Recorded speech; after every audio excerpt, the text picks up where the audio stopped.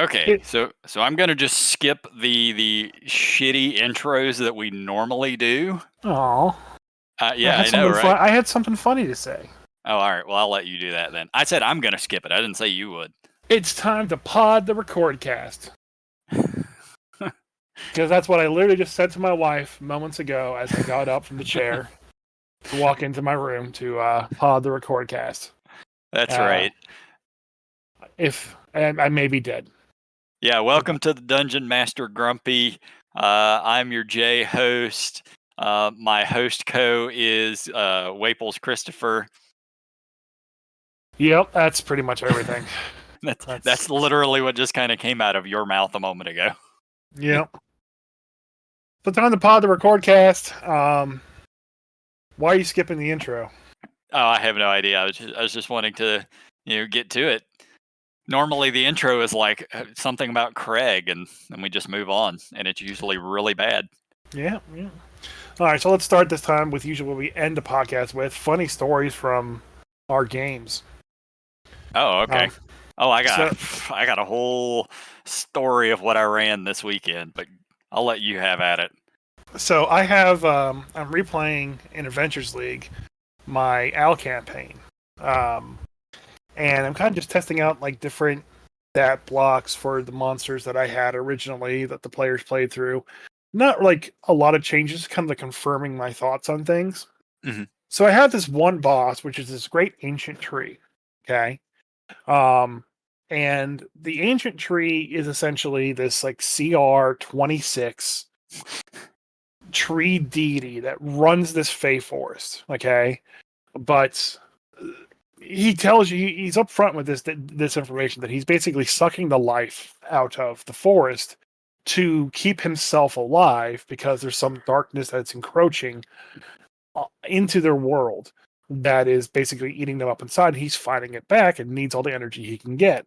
Thus, he's about to kill all the players and absorb their life essence.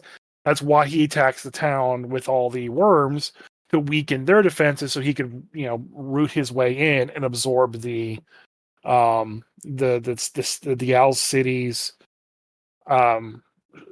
We have like a small tree in the center that they call the sapling, which basically protects their city. He wants to absorb all that energy, so he sent these worms in to root in, blah, blah, blah. Yep. And so it's impossible for a bunch of level 3/4 players to defeat a CR26 entity. I would say that's accurate, yes. Yeah. So he kind of like encases where they are in these giant vines. All right. And basically roots them to the ground and basically hits them one attack at a time until they fall down. Now, in his normal stat block, he's got like 4 attacks and can root and has legendary actions and legendary resists and all that stuff. But because he's so focused on keeping back the darkness and fighting back the darkness, he really can't devote all of his energies into attacking the players. Okay? All right. So that's why all he can do is wreck the cage, root them, and swing once every round. Okay? All right. And so if you try to just spend all your time getting out of the roots and running away, he'll eventually kill you. Okay?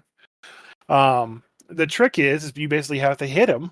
Okay? And it's super easy to hit him. He's a massive tree. His dex is like 0 because he's rooted to the ground. Okay? Right. And you basically hit him and keep hitting him and then basically force him to make concentration saving throws. After 3 failed concentration saving throws on his end, the darkness overtakes him. And you win the fight. But you still lose the war because he gets overtaken by the darkness. Right. So that's the fight. And So my first question before you continue is how many of your characters died doing this? 0. Okay. 0 died. A bunch kept getting knocked down. Sure. But because they had enough strength guys that kind of could just like pop up and run around and like potion or pop up and like push the paladin out, and get people moving around. It was a very different kind of combo. They played it that way, the way I wanted the original group to do it. And this is the 3rd time I think I've had the fight go. and only one time where I kind of played him on the like hard mode, where he was swinging 3 times around, which he has like a plus 13 to hit, so he's not missing, you know. Yeah, And he against does a like bunch of level 3s. yeah, he's doing like 2d12 plus like I think 8 damage, 10 damage, can't remember. He's just blasting people through people, you know. So, but this time I made it one swing around, and there were 8 people at the table, but 2 of the players weren't really participating, so it really was 6. And I feel like even with a group of 4, it would have been fine. So I kind of found his sweet spot. And it was very interesting to kind of have like a different style mechanics. The players were freaked the fuck out. They're like, "This is Master Tree. We can't get out. He keeps rooting us to the fucking ground." And I hit him, and it's like, "Okay, you do, 10 damage. Okay, well he takes 5. Okay, and roll." Yeah. So if he takes fire damage, he makes the save at disadvantage. So like any one single mage with firebolt can probably take him out pretty quickly, because no matter what, if you still roll below a 10, you fail the concentration save. Right. And so without any kind of legendary resist, because he's already used them essentially in his endless fight against the darkness. He can't use that to save the concentration. You don't have to beat him. You just have to make him fail a concentration check, which it's not necessarily going to be easy. I would imagine he has a fairly sizable bonus to his constitution, but sooner or later he's going to fail it. Yeah, but the rule is concentration save is, the cap is 10 or half the damage. Right. So really, it's you roll below that 10 multiple times, and he's just going to fail it. Yeah, I think that's how I handled it this way. Just if he rolls below the 10, he fails. So I didn't even factor in his constitution on it. Sure. Because he's exhausted. And, well, you want to make sure your players can actually succeed. Yeah. So when I publish the module, I'm going to have like the stat block for him at the end. So people are like, "Oh, what thick, massive tree with all these really cool abilities," and then when he gets in a fight, it's just like, "Oh, he can just swing once." Yeah. That's all he gets. Yep, he's not that bad. No, it's pretty good. It's not a hard fight, but it's more of a exposition fight, kind of in a way. It's the setup for the rest of the adventure. It sounds like. Without going too much into details with the spoilers, it's imperative that it happened, and it's meant to kind of like okay, he caused this problem, but there's still that other thing, that other true problem that's going on out there. That's what we really need to start addressing. Yeah. So it's been going good. So shifting gears just a tiny bit, going into Adventures League, I was pleasantly surprised that 4 hours ago, literally 4 hours ago, D&D Beyond posted a "What is Adventures League" thread. Oh my god, they posted? They posted on D&D Beyond. It's the first time I've seen Adventures League like really notated on D&D Beyond. Oh, I'm not even talking about anything involving Adventures League. I mean, they posted. No, this is not posted on the Adventures League site. No, like they posted anywhere. Literally, their website, their D&D Beyond, like nothing gets posted on those things other than like once a month, if that. So, I immediately was like, "Oh, cool, they're doing something." So I open it up and I start looking through the article. Okay, I don't know who the publisher is. I think it's one of the background guys in D&D Beyond that's been there for a while. And he kind of basically posted like, what is Adventures League, how does it work, how to participate, how to find it, and league resources. So I started scrolling through and looking at it. It's all the base information that you could ever possibly need, and it outlines how to make characters. It's a really good post. I'm going to use it to link to people like, what is Adventures League? How do I join? How to make a character? Well, here it is. Then I get down to the resources, and they have the League Player Guide version 14. Well, the last one that I know of was version 12. Okay. Okay, That was the so last where one that was updated. is it? Okay. Is it like one of those hotels where they skip the 13th floor? Maybe. They I skip don't the know. 13th version of this. I don't know. And the funny part is the file for this is actually hosted on the D&D Beyond server, because that's the front end part of the web address, Okay. not the Wizard server where the Adventure League stuff is. And I'm double checking right now. Right now, the Wizard side doesn't have the 14; it still has the 12. Huh. Okay, so maybe it'll update tomorrow. I mean, it did post at least basically for me at 6 at night. Yeah. So I know they're West Coast, but maybe they'll get pushed in the update tomorrow. I don't know. So it starts going through, kind of all the articles, all the new stuff. I read through the player's guide. Nothing has changed. They did kind of clarify what books belong with what. But nothing that hasn't already been posted on their Discord server. I haven't checked the Discord server, by the way. I was so happy to see an article on a website. I know, right? So they provide a bunch of additional links and where their Twitter handle is and all that stuff. And then they basically post an intro video to Adventures League. All right. All right. And the intro video is the Adventures League video that they made back when Wilds Beyond the Witchlight came out back in 2021. Okay, so 3 years ago. That's the video that they use. They couldn't make a new one. So no, well, they don't. They don't have anybody employed to make a new one. They fired everybody. No, I think that the Cr'aig individual is still there. No, I'm joking, obviously. Yeah. But just with WotC having let go of so many employees. Yeah. But yeah, that's a weird one to use. Like that, nobody even remembers that one. Very few people even bought that. Yeah. Well, a lot of people are complaining. It's like, what's just the point of making a published guide since you add a new book and everything gets out of date, and there was no mention of any of the third-party stuff that they have up there. Yeah. Very little mention to the DM's Guild. That's just beyond that you can go there and get stuff. So the top piece of art. The one the one with the sort of flaming skull person fighting a. So I guess it's a nightmare. It looks like it's a nightmare. It looks like a Magic the Gathering card. Let's be real. It looks like a Magic the Gathering card, doesn't it? With the Aasimar Paladin, this just looks like the Boros Guild versus Rakdos. That's exactly what this looks like. It looks like Azorius fighting, probably Rakdos. It was just, I looked at him like, this is not D&D.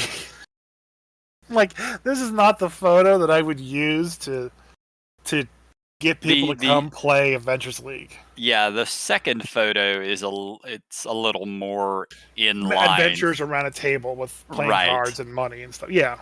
Why they've stuck 4 knives into the table, I don't know. And there's an overturned mug, but whatever. Also, there's tentacles, by the way, which is a little weird. And it's playing cards. I mean, yeah. Don't you have a pet octopus that plays cards with you all the time? I mean, we almost had that this weekend in my Dungeon Crawl Classics game. Yeah, that's the only 2 pieces of art, though. That's weird. Just the first one is just like, that's a war. This art is more for playing Warhammer than just Sigmar. Well, if it didn't have the angel flying around, I'd say maybe it's Dragonlance, because Dragonlance was all about wars. Yeah, but they don't really have angelic beings as a part of the setting. They do now, because you can use any resource book in your Dragonlance adventure. If you want to play an Aasimar, this is how we would make it fit.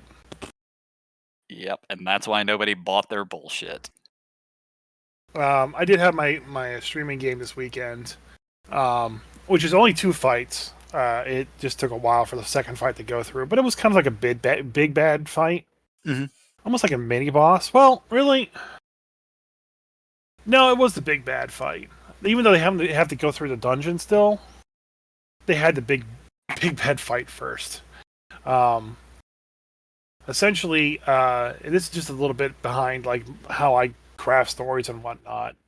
There is a Xanathar captain named Amerigo, who's a dwarf who basically runs the Xanathar Guild forces, in lieu of Xanathar.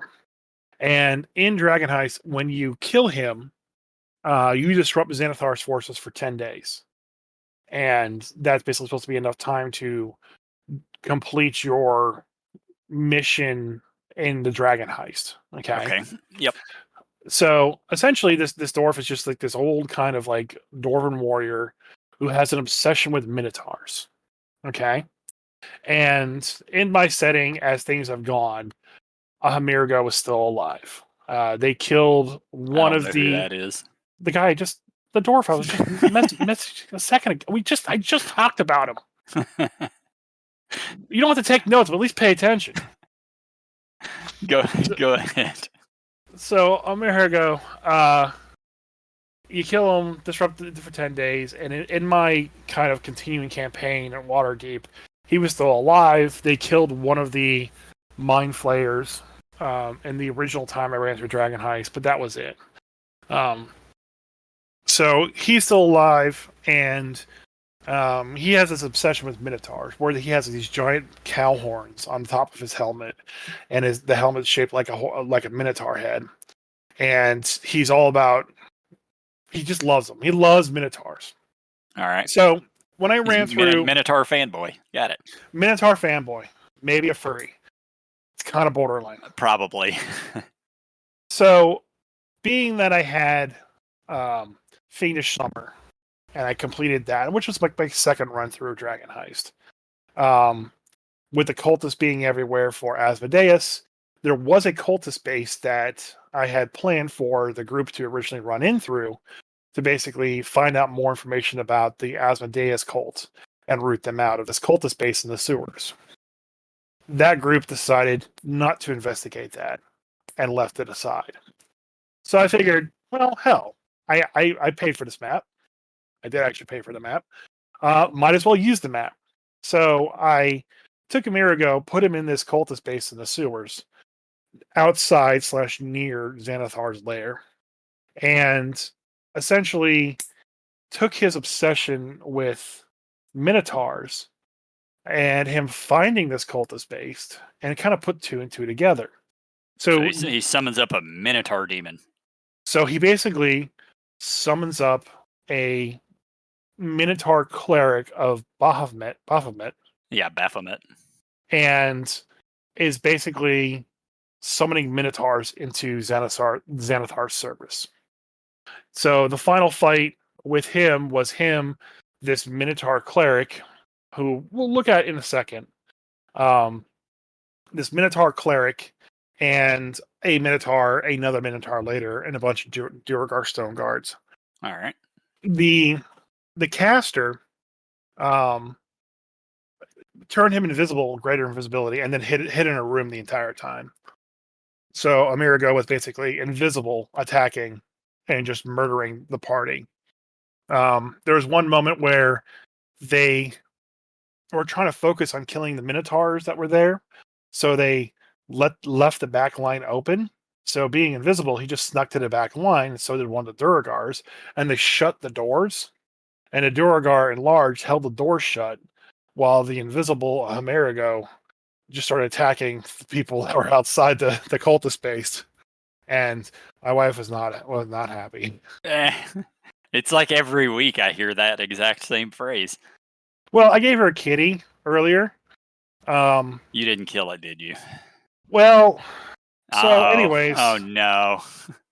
So the caster did at one point in time cast Cloud of Death in the back line and got the entire party, and that included the kitty.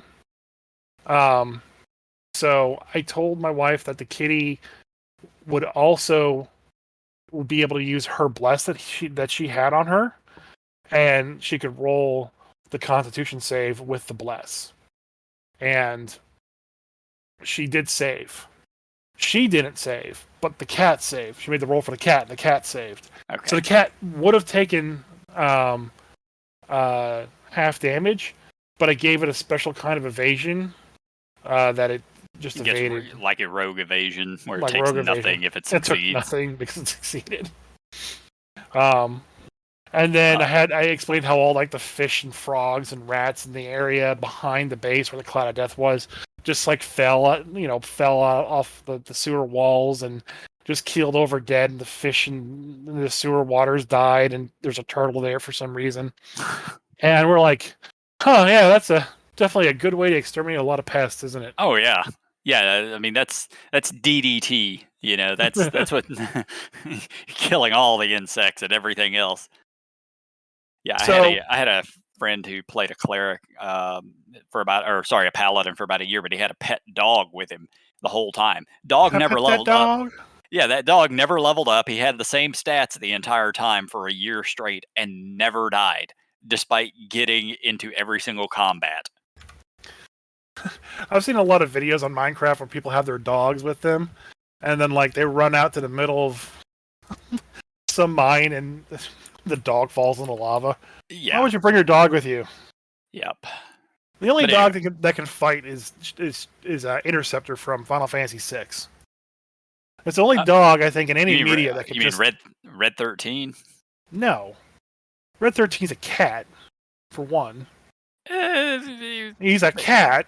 Sure. Okay. Okay. Interceptor from Final Fantasy VI. It was Shadow's dog companion that. I mean, obviously, I've never played it. We're not going to have that discussion. You've played Final Fantasy III. Yes, I played the shit out of Final Fantasy III. Interceptor.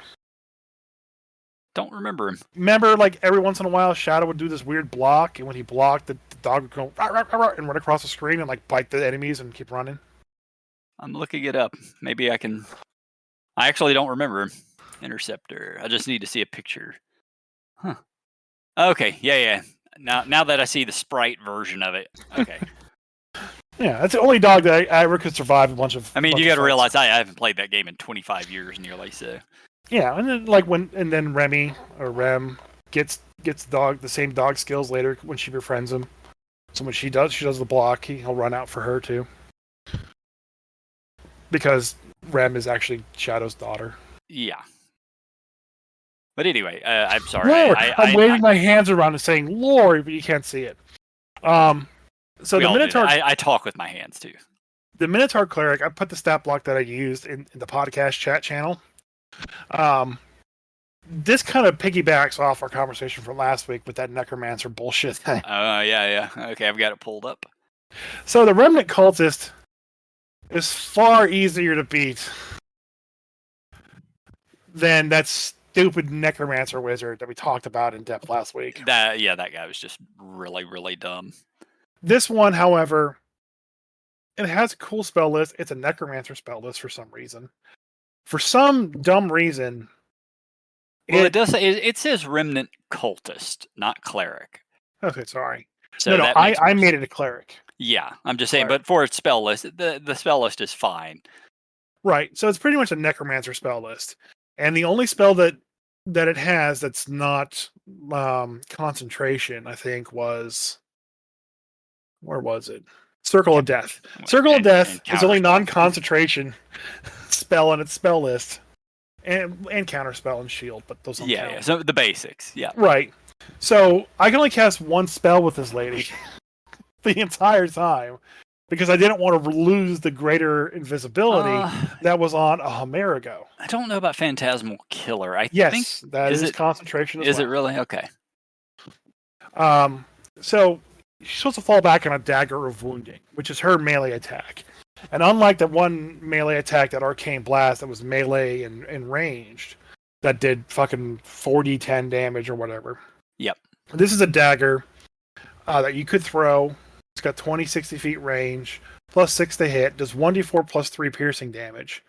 But that damage that she does permanently takes away the hit points of the player. Permanently is a strong word. They can get it back through a short or long rest. Right, but yeah, there's no magical healing during that combat. You have to be able to rest to get it back. Yep, and then there's that follow-up damage that it does too, which is another 1d4 necrotic.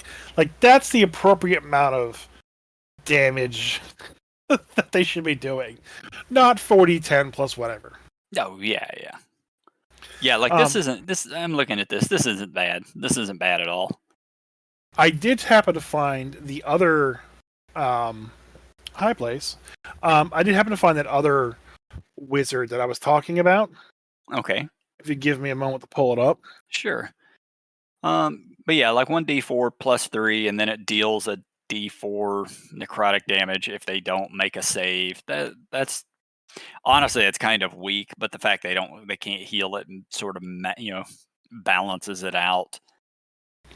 Yeah, it they don't heal, but it was weird that I kind of hid them the entire time because they didn't have any way of really doing any damage. The cantrips are cantrips, but you're exposed then if you're doing that. My problem with this thing is, what do you do after they kill this person? Do they just get the dagger of wounding? I thought about that because you hand that off to a rogue, and then it's a lot more damage. Yeah, it's a lot of damage, but I wasn't going to give him the dagger of wounding. It just would have fizzled away. I mean, it's not particularly more useful for a player, and it's definitely more useful for an NPC. Because players, whatever you're fighting, you're going to kill it anyway. Yeah. So the other caster is the new version of the casters that have the abilities built in. Okay, and it actually is featured prominently in the Heart of Ashes module in the Keys from the Golden Vault book. Okay, so this remnant cultist, was that one of the old ones, or is that that's one of the old ones? Yeah, that's what I thought. Yeah, because it actually had a spell list. Yep. So this is one of the new ones. To kind of piggyback on that conversation from last week. Yeah. That I feel is a little bit better, but the base attack is still very, very potent. So it's your standard mage. It's a named NPC called Charlemagne Daymore, and in the story, she basically has stolen a book and is causing this castle to become ashes, and she's all fiery and shit.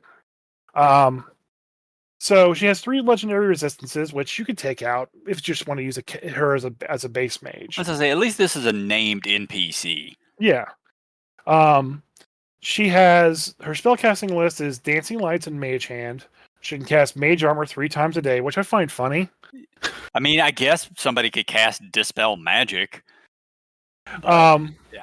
So she has Mage Armor 3 times a day because she definitely 100% all the time wants to have Mage Armor running on her. Yes. I don't know about you, but when a mage cast Mage Armor on themselves, I never ask again for the rest of the day. Yeah, it's one spell slot. It lasts 24 hours. When I play spellcasters, I wake up in the morning, I cast Mage Armor. Yeah. And unless I somehow hit Dispelling, I will never cast it again that day.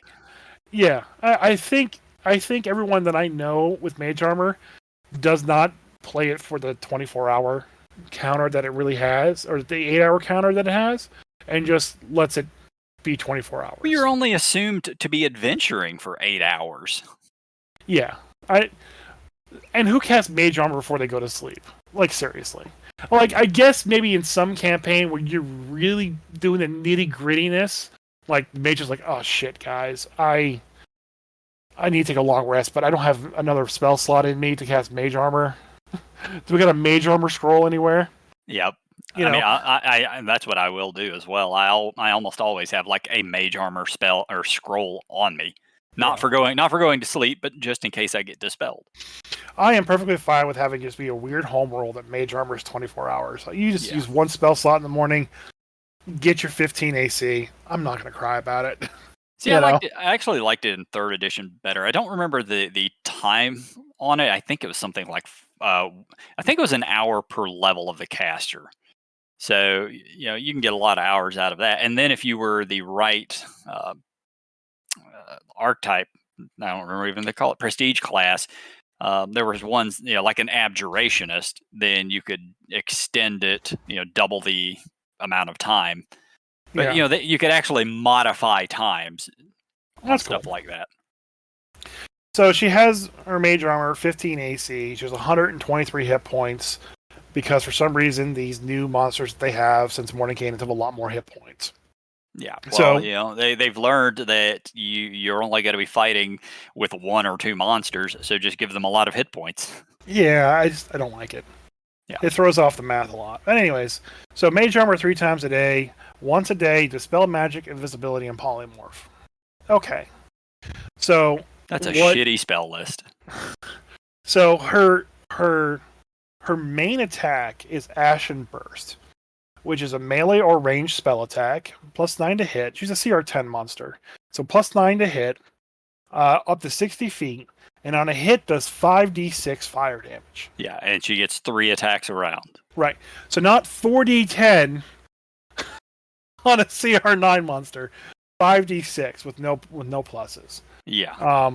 So that's 17 average damage. So you're looking at if all 3 hit. I can't math, so 45, 49. Yeah, it's around 50 damage. 51 damage. Okay, which at that level that you're fighting it, that's not a lot. It's like maybe half a caster's hit points. Yeah, so but I love that she could replace one of the attacks with casting a spell. So she could attack you twice and then cast Dispel Magic, or attack you twice and then cast Mage Armor. Like her spell list is fucking terrible. Well, she does have Cinder Spite, which recharges on a 5 or 6. That's not a spell though. She creates a magical explosion of fire centered at a point that she can see at 120 feet. Dex saving throw, 10d6 fire damage on a failed save. Any humanoid reduces 0 hit points by this damage is turned into a tiny charcoal figurine. Yeah. Now, essentially, she has Fireball on a recharge. Yeah, which is really dumb, and that's actually a potent ass Fireball. Yeah. What's really cool about her actually is her reactions. Okay, so she can take up to 3 reactions per round, but only 1 per turn. All right. Her first reaction is called Elemental Rebuke. In response to being hit by an attack, she utters the word Ignan, whatever, Italian. Yeah. And the person takes 3d6 fire damage. She then teleports, along with any equipment that she's carrying or wearing, 30 feet into an unoccupied space that she can see. She can Misty Step and deal a little damage. Right. Her fiery counterspell, she interrupts a creature she can see within 60 feet, countering the spell. If the spell is a 4th level or lower, it fails and has no effect. If the spell is 5th level or higher, she makes an intelligence check. Same old, same old. On a success, if the spell fails and has no effect, whatever the spell's level, the caster takes 3d6 fire damage if the spell fails. That is incredibly broken. And the thing is, in this encounter that they put her in, you're basically in this ashen castle. It's being ripped apart by this black hole. And there's these floating building pieces everywhere.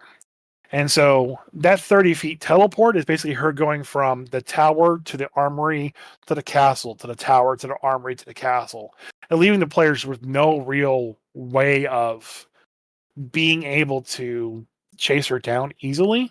Mm-hmm.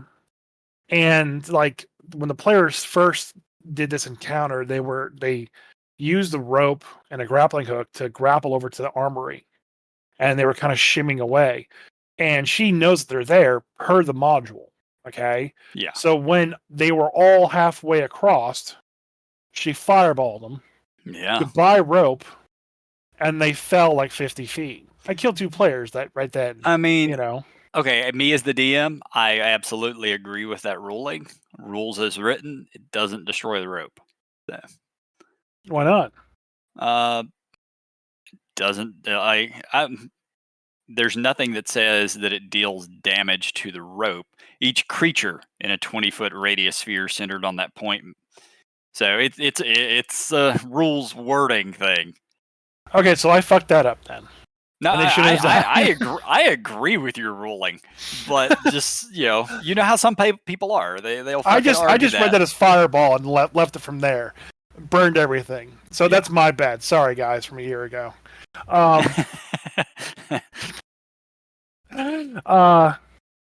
So I used her. I really like this caster though This overall. is too powerful. But it's also I had 6 players that were level 10 fighting her. Okay, So that's manageable, but I'm just thinking. So challenge rating of 10. So the assumption is you're going to be 7th or 8th level when fighting this person. You just 5 people, we'll say. The fiery counterspell is an absolute guaranteed success every time against a character 7th level and under, because it just auto stops any 4th level or lower. So every turn, if you're a spellcaster, you're just counterspelled, as well as taking 3d6 damage. The fireball, that's a decent amount of damage. That's a high dex save, and it's the recharge, man. You know, I'm always leery about things like that are recharge, because if that dragon successfully gets his breath back every turn, you're in trouble. yeah. Like you just are.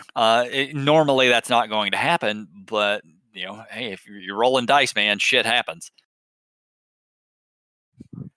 Yeah. Not to mention on the she can counterspell you. Oh, and 3 legendary resists. Like this is a very very difficult encounter, especially because of the Misty Step, the elemental rebuke.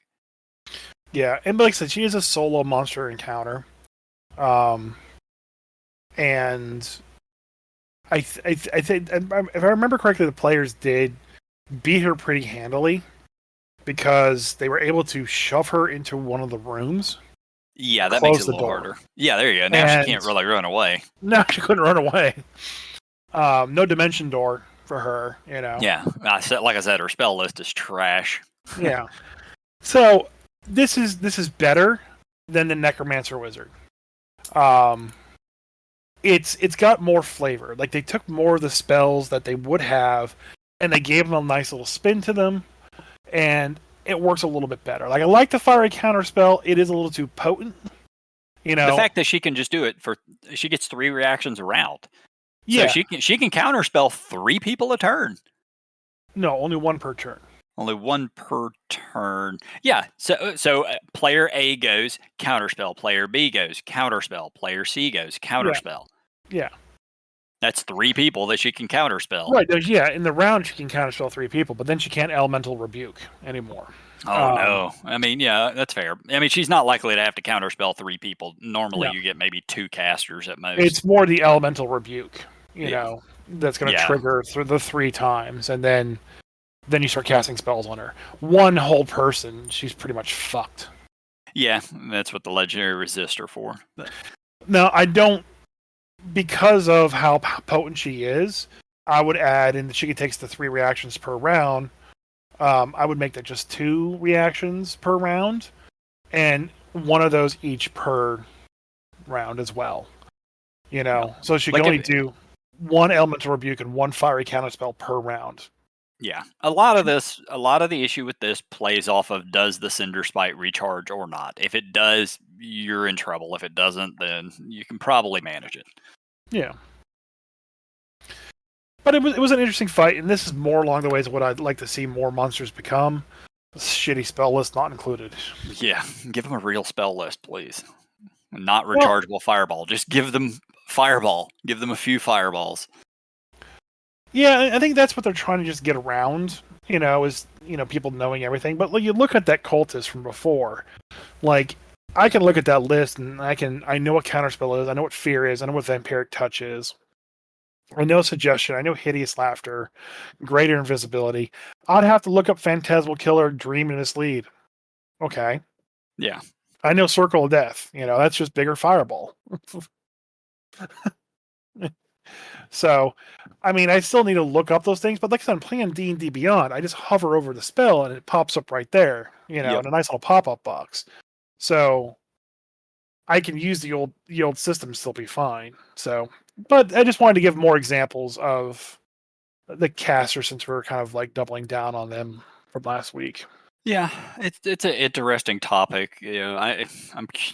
I'm not even really curious to see where they go with it. And generally, I haven't liked that direction. I complained about it a lot when they decided to move that way Yeah. for obvious reasons, because now we're getting stuff like that. It's interesting sort of creation, but I wouldn't say it's balanced or even good. I definitely says it opens up the creative space for writers to create very unique wizards, but at the same time, you can't just trash the old spell system at the same time. Yeah. So Yeah. you have to find that better middle ground. Yeah, like if they did nothing with this guy except get rid of the cinder spite, give them fireballs, and actual spell list, it would probably be a little better. Obviously they still need to work on a little bit of it, but Yeah, yeah, I like the flair with the counterspell. I like the flair with the elemental rebuke.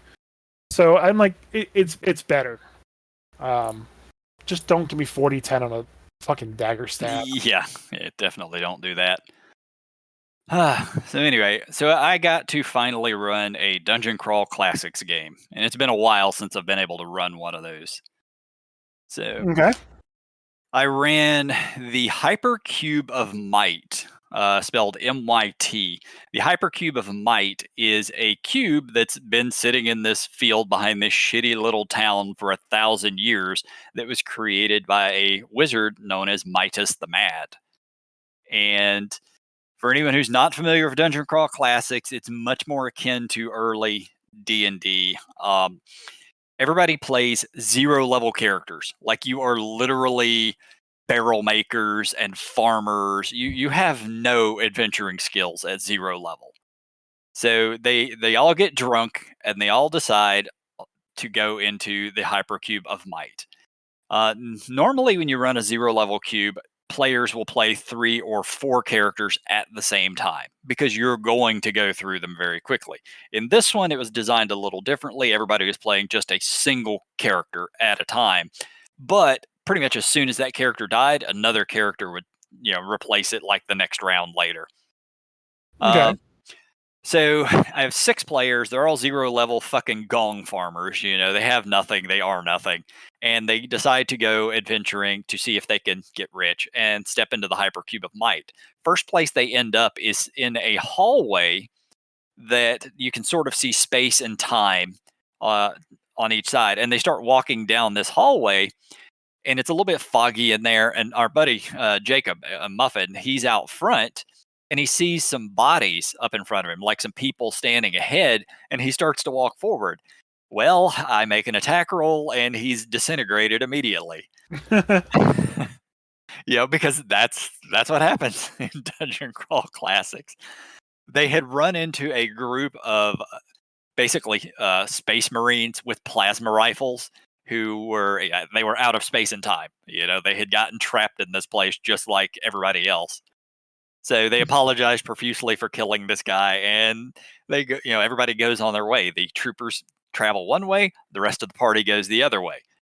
And they get to a set of doors, one on the east wall, one on the west wall. And they find out that to get into these doors, they have to sacrifice blood. So as the maximum amount of hit points any character has is 4, and it takes 3 points of blood just to open one of these doors, nobody's really willing to do that. So they had a pony with them, because when you start as a starting character, you start with just one random item and a weapon of some sort. And the random item for Yeah. one of the characters happened to be a pony. So our friend Muffin is trying to get the pony's leg up into the mouth so he can feed the pony's blood to it, basically. Well, one of the other characters decides, no, we're just going to club the pony to death, and starts whacking it upside the head with a club. After 2 swings, it manages to break free of our buddy Muffin and run down the hall. Well, he starts chasing after it, and it was heading in the same direction that the space troopers had just gone. So as he's running along, he yells, "Don't shoot the pony!" So I rolled, and they didn't shoot the pony. And then he comes into view, and I rolled, and they shot him again. And we're not 10 minutes in. We're in the first room, and he's already died twice. So anyway, moving on. The next, they finally figure it out. They get into the next room, and the next room is a room full of illusions. There's a mask floating sort of in the middle of the room, and then they see 3 other doors that they're going to try to get to. And walking around in here can be dangerous. If every time you start moving forward, you have to roll on this chart, and hopefully you don't roll terribly. One person actually did plummet to their death in the course of it. But yeah, it's not a dungeon unless you plummet to your death. yeah. Well, he stepped through an illusionary, platform and splat. So one of the other things that's in this room is sort of like hanging disco balls. Mm-hmm. And as they're walking by, one of the players looks into the disco ball, like actively looks at it. Well, if you've played enough tabletop games, anything with mirrors or reflective can be kind of risky. So a flash of light happens, and 3 other versions of himself appear. So now we have 4. And by the way, the character's name was Steve. So we now have 4 Steves standing next to each other doing the whole Spider-Man meme, sort of Yeah. pointing, the whole pointing at each other thing. And then Okay. they start proceeding to kill each other. The 4 Steves are attacking amongst themselves. What would you do if you were one of the players that are not one of those Steves? Popcorn. Popcorn. Yeah, exactly. You sit back and watch to see what happens. That's not what they did. They all just killed all the Steves. Okay. Including the real Steve. I mean, that's also a valid answer, to be honest. Yeah. Well, to be fair, the real Steve, I think, actually died to one of the other Steves, but they didn't know. They just killed all the Steves until there were no Steves moving, which was fucking fantastic. They had another encounter like that in that same room where they glanced at another disco ball. But moving on to the next room, I'm not going to go to every single room, but the next 2 were kind of interesting. The next room they got to was in 4 corners of the room. There was a beam of light with a brain hovering over, and there was a dude in the room who basically thought they were there to. They were all there to participate in his experiments. So a couple of the players decided they were willing to go along with the experiments and actually got into the beams, and it started transmogrifying them. So Muffin's the first person to go in, and it immediately changes him into an octopus. Yeah. Okay. Yeah. So remember I mentioned tentacles earlier. Yeah. Yep. So he gets turned into an octopus. He goes through a whole bunch more transmogrifications, and when it was all said and done, he actually ended up leaving the room as a griffin, and one of the other players ended up leaving the room as a manticore. And That's definitely a power up. yeah, for both of them, because they still had 4 hit points or less. They still had shitty stats, but they had pretty decent attack methods. Like the griffin actually got 2 attacks around, which nobody else had, and he could fly. That's cool. So, yeah. So they get to the last room, and in the last room, there are 6 pedestals, each one with a magic item on it. One of them was a black bastard sword. One of them had a ring. One of them was a cloak, a pair of boots, a staff, and a 6th item that I'm forgetting what it was.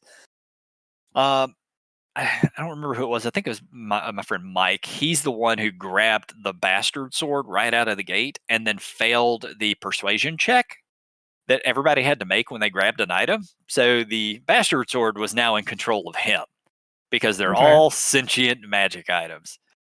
Of and course.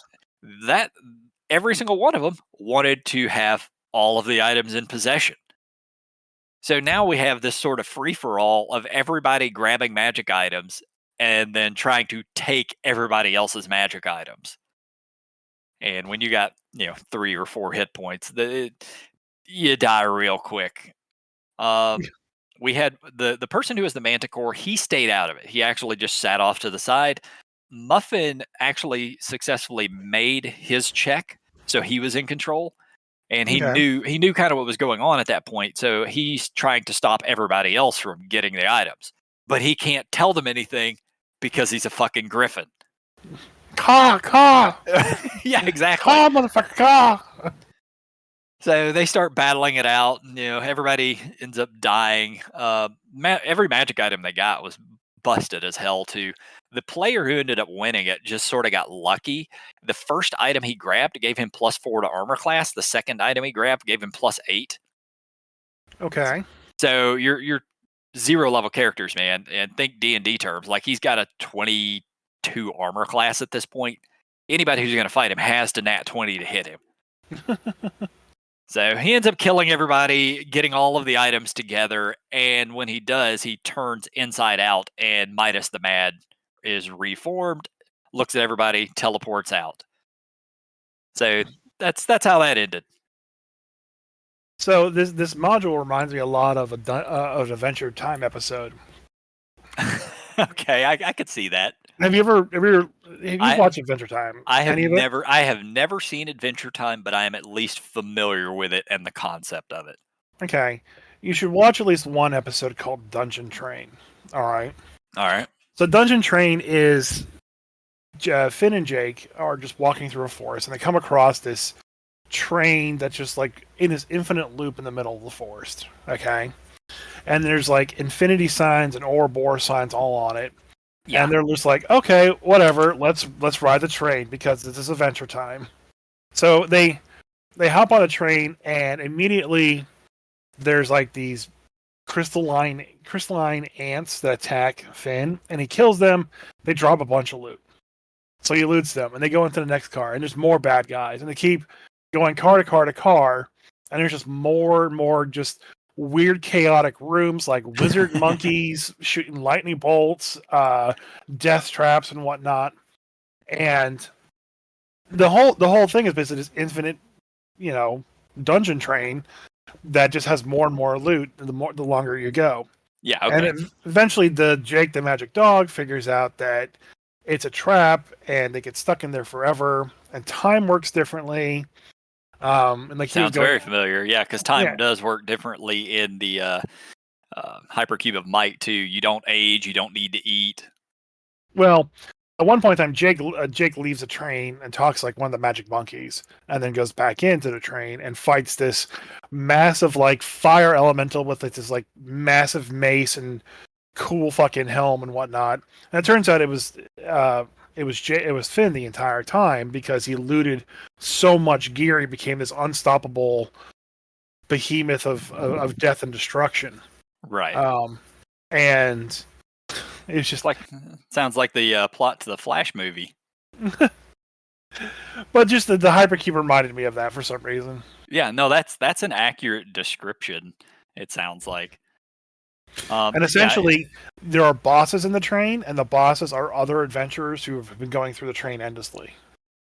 So when we were going to play this thing, we printed out 20 character sheets because everything in DCC, at least at 0 level, it's just completely random. You have no control over what you start as. You have no control over items. You don't have any control over your stats. You just roll stats. And they go in order as to where you rolled them. So you can just print characters out. So we printed 20 characters, and then Muffin decided he wanted to actually create his. So he made 4 characters. We went through 25 characters. Jesus. Like I actually had to start handing out old character sheets again. Here, use this one again. Steve 2.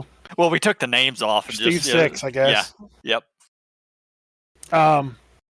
Also, for some reason, whenever anyone talks about octopuses, I always think of a One Piece character called Hayachi, who is this octopus humanoid creature who basically has 8 swords, and he's in the very early parts of One Piece and the later parts of One Piece, because that series has been going on for fucking 3 decades 35 years, yeah. Yeah. But he's a main character. He's a beloved character in the franchise. But last we saw of him was a cover story. Okay, the cover story is basically his adventure going through the seafloor and finding a bunch of new friends and whatnot. Because the cover stories are cute little side stories that happen at the beginning of each issue. It's just one page, but they would go on for like a year, and they're canon stories to the story. Well, anyways, he meets up with a mermaid and a starfish that the One Piece crew met up with, and he become friends, and they fulfill his lifelong dream of opening a takoyaki stand. Really? Okay? Yes. The octopus opens up a takoyaki stand. Yes. And my mind always just goes back there. I have the image of the cover art in there. That's when anyone mentions octopus, this pops up in my head every single time. I don't know why. Wow. I'm probably weird. I'm probably need some more pills. I mean, it doesn't always have to be octopus, I don't think, but I've never heard it does. I think it does. Yeah, okay. I actually Googled it. Yeah, so it must contain octopus. Mind you, it's basically for people who are not aware, takoyaki, Japanese food. It's basically like almost like breaded meatballs, but it's made out of octopus. No, it's a hush puppy with octopus. Yeah, that's a perfect description. Thank you. Yeah. So, yeah. So, does he eat his own cooking? Well, look at the picture. You tell me. That man definitely eats his own cooking. Where's the picture at? Podcast chat. Oh, there it is. I mean, okay, he's not a true octopus, at least, but it's still fucking weird. He's got octopus, suckers, but he's not a real octopus. Either way, it's still starfish weird. With a Jamaican bob hat, whatever that is. Yeah, I don't know why. Yeah, having never read One Piece or watched it, I'm okay with that now, knowing that he cooks his own kind and eats them. You should, because it's been going on for 3 decades now, and it's about to be done. No, I'm good. They have a card game. I'm good. I mean, I got through 100 episodes of Bleach, and I was done. That was enough. Yeah, that was the worst anime ever. Oh no, Bleach wasn't that bad, but yes, it was. Yeah, after 100 episodes of just about any show, I'm going to be done. My brother has been watching. He's been watching Murder, She Wrote. Are you familiar with the show at least? Yes. Okay. I am. For whatever reason, he loves those old 80s TV shows, but he's been watching it, and I think he's up to season 11 now. There are 12. At about like 20 some odd episodes per season.